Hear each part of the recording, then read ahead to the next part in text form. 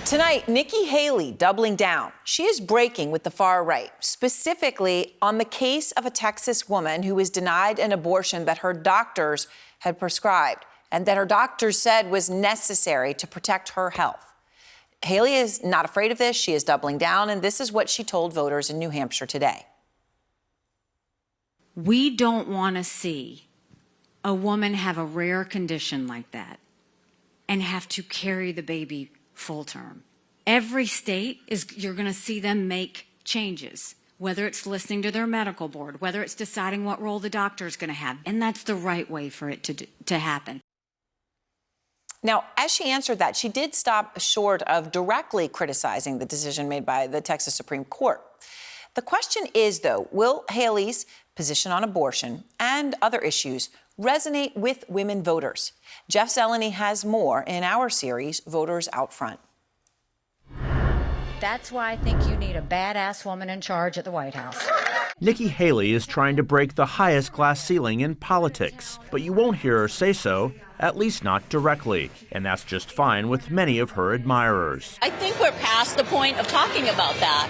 She's the candidate, male or female, she's a strong candidate. Thalia Flores has a front row seat to the New Hampshire primary and to Haley's rise, whether or not it's history-making. I mean, it'd be great to have a female president, but that's not what it's about. As she courts all voters, Haley takes great care to walk a fine line, wielding gender as a humorous shield. I love all the attention, fellas. Thank you for that. And a defensive sword. They're 5-inch heels, and I don't wear them unless you can run in them. Helene Hagar is blunt about her feelings that it's high time for a woman in the White House. It's time to get the testosterone out of the White House and put a woman in there, but a specific woman.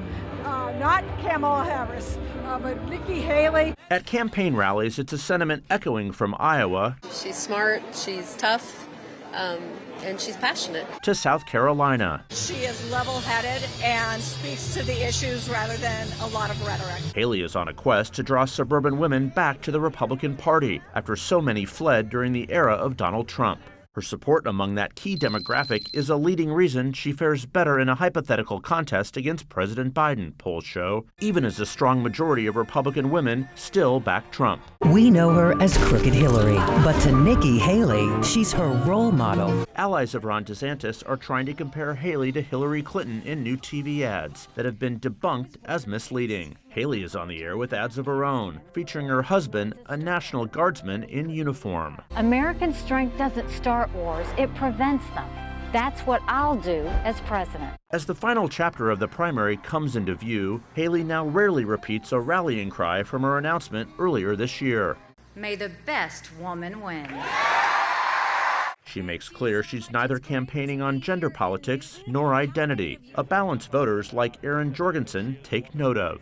Just because you're a woman doesn't mean I'm going to vote for you. You have to be the right person.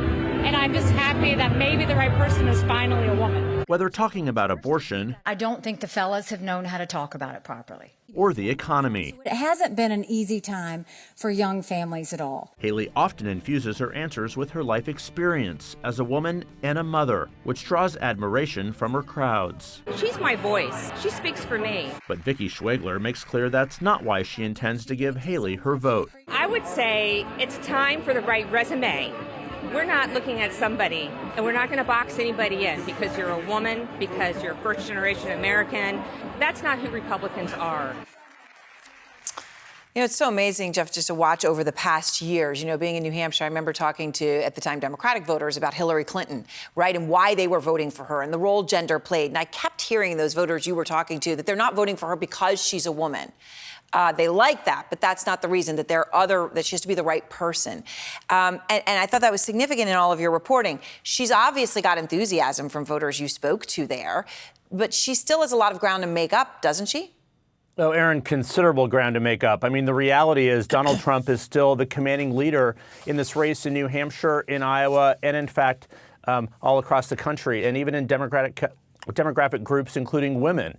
But there is no doubt the enthusiasm is there. Now, of course, not all of her supporters are women, and not all Republican women are voting for her. But the history-making potential of this is really coming alive in the final weeks of the New Hampshire primary. She's only the 5th Republican woman to run a major presidential campaign. So that, of course, is at the heart of all of this. But you're right, Aaron. She's not running as a woman. She just simply happens to be one. Yeah, and it is a difference and is a distinction that seems to matter. All right, thanks very much, Jeff Zeleny.